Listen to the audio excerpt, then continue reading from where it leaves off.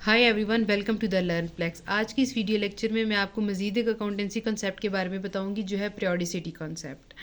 इसे समझने से पहले हमें एक कॉन्सेप्ट के बारे में पता होना चाहिए जो है गोइंग कंसर्न कॉन्सेप्ट, जिसके बारे में मैं आपको अपनी प्रीवियस वीडियोज़ में बता चुकी हूँ। मैं यहाँ फिर से रिपीट कर देती हूँ कि गोइंग कंसर्न का मतलब ये है कि हम ये एज्यूम करते हैं कि हमारा जो बिज़नेस है वो फॉरसीबल फ्यूचर तक चलेगा। ये जो हमारे बिज़नेस की लाइफ है वो इनफाइनाइट पीरियड तक जाएगी। यूजली जब भी कोई बिजनेसमैन बिज़नेस शुरू करता है तो उसे नहीं पता होता कि उसका बिज़नेस कब तक चलेगा, लेकिन ये एज्यूम किया जाता है कि उसका जो बिज़नेस है वो इनफाइनाइट पीरियड तक जाएगा।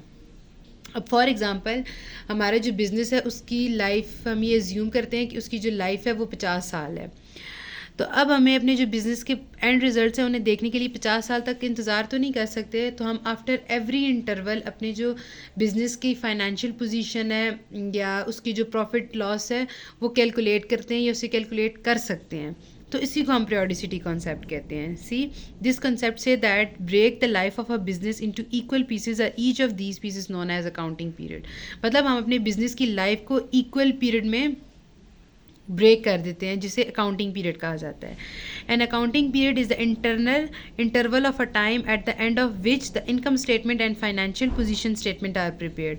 तो हम क्या करते हैं कि एक अकाउंटिंग पीरियड को फॉलो करते हैं। अब वो पीरियड वट एवर 1 साल भी हो सकता है या 15 मंथ भी हो सकते हैं या 20 महीने भी हो सकते हैं, या अगर हम अकाउंटिंग की टर्म में बात करते हैं तो मंथली भी हो या एनुअली हो या सेमी एनुअली या क्वार्टरली हो या वो जो भी पीरियड हो, बट हम एक स्पेसिफाइड पीरियड को यहाँ पर हम फॉलो करते हैं। अब वो पीरियड जो है उसी को हम पीरियोडिसिटी कॉन्सेप्ट कहते हैं कि इस स्पेसिफिक इंटरवल के बाद हम अपनी इनकम स्टेटमेंट प्रिपेयर करेंगे या अपनी बैलेंस शीट को प्रिपेयर करेंगे।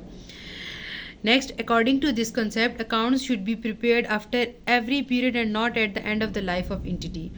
जैसा कि मैंने पहले बात की कि अब मुझे 50 साल बाद अपने एंड रिज़ल्ट ढूंढने की ज़रूरत नहीं है, तो इस पीरियड के बाद मैं अपना जो बैलेंस शीट है वो प्रिपेयर कर सकती हूँ या अपनी इनकम स्टेटमेंट को प्रिपेयर कर सकती हूँ। तो इसके लिए मुझे एंड ऑफ लाइफ तक वेट करने की ज़रूरत नहीं है।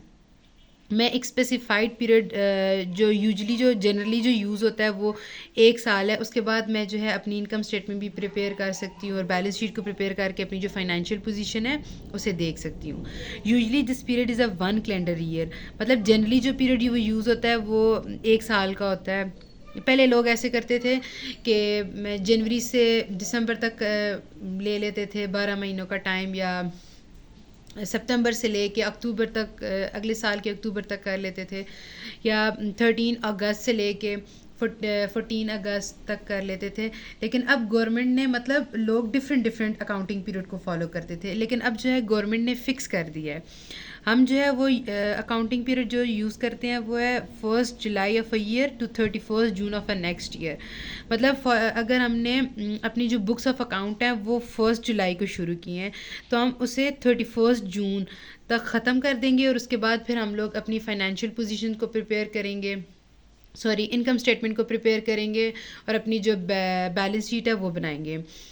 तो that's it for today's lecture video. Hope you get the point. See you in the next video. Bye bye.